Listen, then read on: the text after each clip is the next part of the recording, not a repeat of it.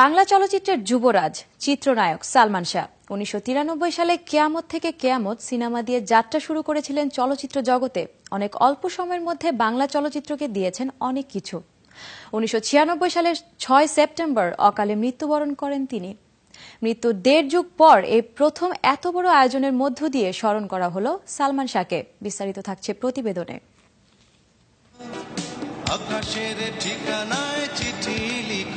১৯৯৩ সালে মুক্তি পেয়েছিল সালমান শাহর প্রথম সিনেমা কেয়ামত থেকে কেয়ামত। এরপর সবটুকুই ইতিহাস। মৃত্যুর পর কখনোই সালমান শাহকে এভাবে স্মরণ করেনি কেউ। সেই শিকল ভেঙে এবার ঢুলি কমিউনিকেশন আয়োজন করল সালমান শাহ স্মরণ উৎসব।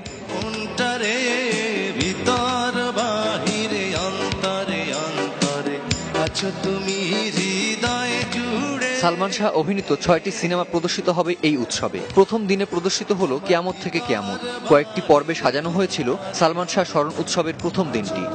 অনুষ্ঠানে উপস্থিত ছিলেন সালমান শাহর প্রথম সিনেমার নায়িকা মৌসুমী ও সেই সিনেমার পরিচালক সোহানুর রহমান সোহান। আজ সালমান আমাদের মাঝে নেই, কিন্তু সালমানের সমস্ত স্মৃতি রয়ে গেছে।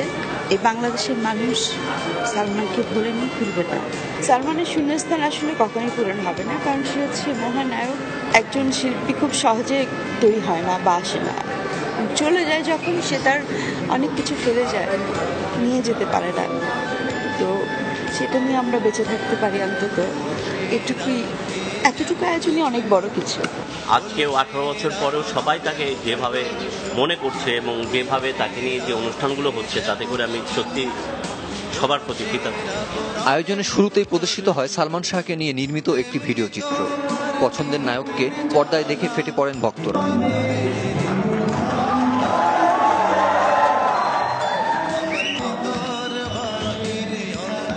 উদ্বোধনী অনুষ্ঠানে বলাকা সিনেমা হলে উপস্থিত ছিলেন চিত্রনায়ক ওমর সানি, অনন্ত জলিল, নীরব, ইমন ও নিলয়। সালমান শাহর জায়গা হয়তো কেউই নিতে পারবে না, কারণ সে খুব অল্প সময়ে বাংলাদেশের চলচ্চিত্রকে মানুষের দরবারে, মানে সবার ঘরে ঘরে পৌঁছে দিয়েছে। কেয়ামত থেকে কেয়ামত ছবিটা আমিও দেখেছি। He is really one of my favourite hero. উৎসবের প্রথম দিনে নির্মাতা, কলাকুশলী, পরিচালক আর বিনোদন সাংবাদিকরা ছাড়া উপস্থিত ছিলেন সালমান ভক্তরা। এত বড় আয়োজনের পরও যেন অপূর্ণ থেকে গেছে অনেক কিছু। আমরা চাইতেছি যে সালমান শাহ একটা নাম একটা রোডের নাম করা হোক, অথবা এফডিসিতে এখনো অনেকগুলো ফ্লোর আছে যেগুলো কোনো নাম নেই। 1 নম্বর, 2 নম্বর, 3 নম্বর সিরিয়াল করা আছে, কিন্তু ওখানে একটা ফ্লোর অন্তত সালমানের জন্য আপনাদের হাত জোর করে ওখানে একটা ফ্লোর আপনার আমাদেরকে গিফট করেন সালমানের জন্য, যেন আমরা দেখতে পারি যে ওইটা সালমান শাহ ফ্লোর হয়েছে। মৃত্যুর এত বছর পরও এখনো এতটুকু কমেনি সালমান শাহর ভক্তের সংখ্যা। এখনো ঠিক একইভাবে সালমান শাহ ঠাঁই করে আছেন সবার হৃদয়ে। দর্শকদের ভালোবাসা আর স্মৃতিচারণী বলে দেয় সালমান শাহ মরেননি, হয়তো আজও আছেন আমাদের আশেপাশে। Kamrul Rifat, showbiz tonight.